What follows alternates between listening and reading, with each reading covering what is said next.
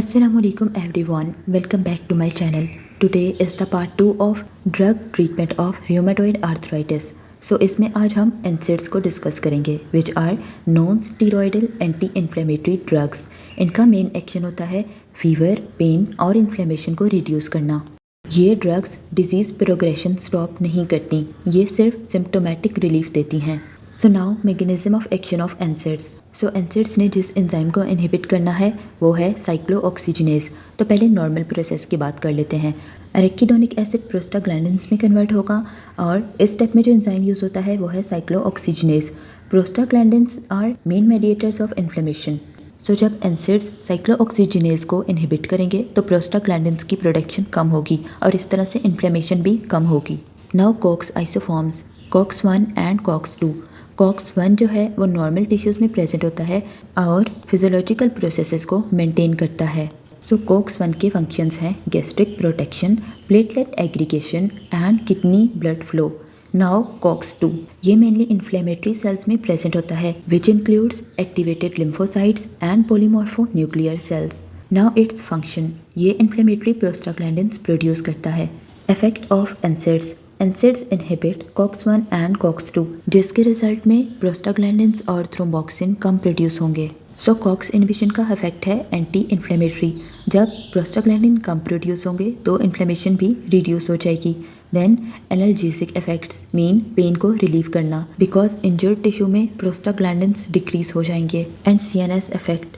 Then antipyretic effects. NSAIDs prostaglandins के levels को hypothalamus में कम कर देंगे जिसकी वजह से फीवर कम हो जाएगा। Now limitations. NSAIDs tissue damage और इम्यून रिएक्शन को अफेक्ट नहीं करते हैं जिसकी वजह से ये रूमेटॉइड आर्थराइटिस को क्योर नहीं करते। इनका काम सिर्फ पेन, फीवर और इन्फ्लेमेशन को रिड्यूस करना होता है। Now types of NSAIDs। Salicylates जिसकी एग्जाम्पल में आती है aspirin. And now non selective NSAIDs जो COX-1 और COX-2 दोनों एंजाइम्स को इनहिबिट करते हैं। Examples include ibuprofen, naproxen, indomethacin, diclofenac and nabumetone. And now selective COX-2 inhibitors ये सिर्फ COX-2 को इनहिबिट करते हैं। इसकी एग्जाम्पल में COX आ रहा है तो आप इजीली याद रख सकते हो कि ये सेलेक्टिव COX-2 इनहिबिटर्स हैं। Examples are celecoxib, rofecoxib, valdecoxib, parecoxib and etoricoxib. Now aspirin it is a prototype NSAID. Aspirin salicylates group और NSAIDs दोनों में आती है इसलिए इसे प्रोटोटाइप NSAID भी कहा जाता है। Then mechanism of action. Aspirin COX-2 enzyme को एसिटाइलेशन से इनहिबिट कर देती है। ये इनहिबिशन इरिवर्सिबल होती है जिसके रिजल्ट में प्लेटलेट्स अपनी पूरी लाइफ में थ्रोम्बोक्सिन प्रोड्यूस नहीं कर सकते और इसी वजह से एस्पिरिन का long lasting anti platelet effect होता है। Now dose ranges of aspirin. इसकी 3 डोज रेंजेस होती हैं। First low dose aspirin it is less than 300 milligram per day. इसका इफेक्ट सिर्फ एंटी प्लेटलेट होता है मीन ब्लड क्लॉट फॉर्मेशन को कम करना। देन इंटरमीडिएट डोज जो 300 से 2400 मिलीग्राम पर डे के बीच में होती है। इसके इफेक्ट्स हैं एनाल्जेसिक मीन पेन कम करना एंड एंटीपायरेटिक मीन फीवर कम करना। देन हाई डोज एस्पिरिन इसकी range 2400 to 4000 milligram per day तक होती है और इसको मेनली तब दिया जाता है जब इन्फ्लेमेशन को कम करना हो मीन इसका इफेक्ट एंटी इन्फ्लेमेटरी है। Now it's pharmacokinetics. First of all absorption.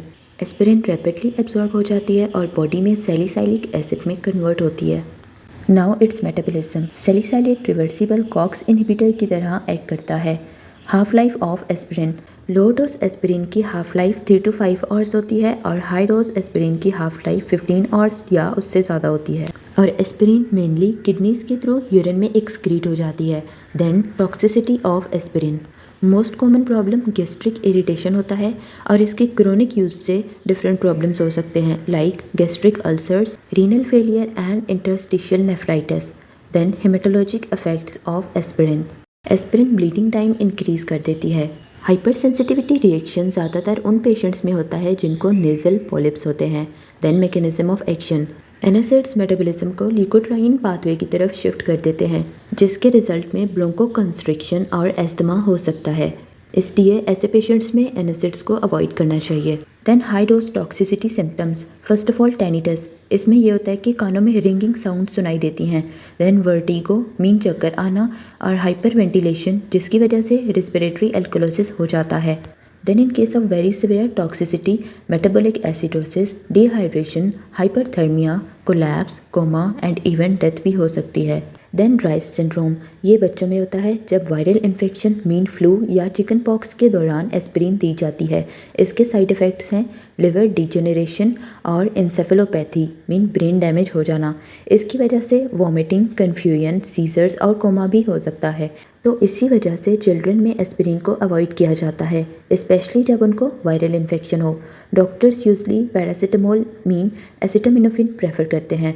Then antidote of aspirin, aspirin का कोई स्पेसिफिक एंटीडोट नहीं होता है। सो ट्रीटमेंट मेनली सपोर्टिव होता है like hospital care and monitoring. Then other NSAIDs, most NSAIDs के कॉमन फार्माकोकाइनेटिक फीचर्स होते हैं। फॉर एग्जांपल ये ऑरली वेल एब्जॉर्ब होते हैं, मीन टैबलेट लेने पर बॉडी में इजीली एब्जॉर्ब हो जाते हैं, लिवर में मेटाबोलाइज होते हैं और किडनी के थ्रू एक्सक्रीट हो जाते हैं। आइबुप्रोफेन, इसकी हाफ लाइफ अप्रॉक्सीमेटली 2 आवर्स तक होती है और इसके 2 बेनिफिट हैं। ये सेफ एनासिड माना जाता है और ये इनएक्सपेंसिव होता है।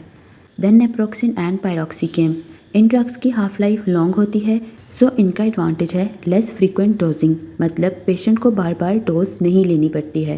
देन इंडोमेथासिन, ये बहुत स्ट्रॉन्ग एंटी इन्फ्लेमेटरी ड्रग है, इसलिए ज़्यादातर सिवियर इन्फ्लेमेशन में यूज़ की जाती है।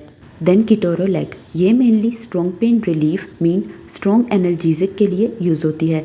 इसका इंपॉर्टेंट पॉइंट आपने जो याद रखना है कि ये सिर्फ और सिर्फ एक ही एनासिड है जो parenteral form mean injection form में अवेलेबल होती है। सो इसकी एक इम्पॉर्टेंट लिमिटेशन है, मैक्सिमम ये ड्रग 72 आवर्स तक ही यूज़ कर सकते हैं क्योंकि इसकी टॉक्सिसिटी का रिस्क ज़्यादा होता है। देन यूजेस ऑफ एनासिड्स, ये मेनली पेन और इन्फ्लेमेशन ट्रीट करने के लिए यूज़ होती हैं। Common uses are mild pain, moderate pain, musculoskeletal inflammation, arthritis and gout. Then other uses of NSAIDs, ये कुछ और कंडीशंस में भी यूज़ हो सकते हैं like dysmenorrhea mean painful periods, headache and patent ductus arteriosus closure, ये एक न्यूबॉर्न हार्ट कंडीशन है। देन एडिशनल बेनिफिट, रिसर्च के मुताबिक एनासिड्स कोलिन पॉलिप्स को डिक्रीज कर सकते हैं और कोलिन कैंसर का रिस्क भी कम कर सकते हैं। Then non selective NSAID toxicity, non selective NSAIDs की टॉक्सिसिटी एस्पिरिन जैसी ही होती है लेकिन जीआई टॉक्सिसिटी थोड़ी कम होती है। देन इसके पॉसिबल प्रॉब्लम्स हैं GI disturbance mean stomach upset और रीनल डैमेज। रीनल डैमेज का रिस्क उन पेशेंट्स में ज़्यादा होता है जिनको ऑलरेडी किडनी डिजीज़ होती है। देन कॉक्स-2 इनहिबिटर्स, इसके एग्जांपल में आती है कैलीकॉक्सिब। इसके 2 बेनिफिट हैं कि इसकी वजह से गैस्ट्रिक अल्सर और जीआई ब्लीडिंग का रिस्क कम होता है, इसलिए स्टमक पर इसके लेस हार्मफुल इफ़ेक्ट्स होते हैं। लेकिन इन ड्रग्स के कुछ सीरियस साइड इफ़ेक्ट्स भी हैं। ये रीनल टॉक्सिसिटी कॉज करते हैं और कार्डियोवैस्कुलर के रिस्क को इंक्रीज़ करते हैं। For example myocardial infarction mean heart attack, stroke and arterial thrombosis. Now mechanism of thrombosis, COX-2 inhibitors prostacyclin की प्रोडक्शन को डिक्रीज़ कर देते हैं। प्रोस्टासाइक्लिन नॉर्मली प्लेटलेट एग्रीगेशन को स्टॉप करता है और ब्लड वेसल्स को डायलेट करता है। जब प्रोस्टासाइक्लिन कम हो जाता है लेकिन प्लेटलेट थ्रोम्बोक्सिन सेम ही रहता है जो प्लेटलेट एग्रीगेशन को प्रमोट करता है, तो बॉडी में प्रोक्लॉटिंग स्टेट बन जाती है। इस इम्बैलेंस की वजह से blood clot formation mean thrombosis का रिस्क इंक्रीज हो जाता है, जिसकी वजह से हार्ट अटैक या स्ट्रोक हो सकता है। कुछ COX-2 inhibitors severe cardiovascular risk की वजह से मार्केट से रिमूव कर दी गई हैं। These are rofecoxib and वेल्डोकॉक्सिब।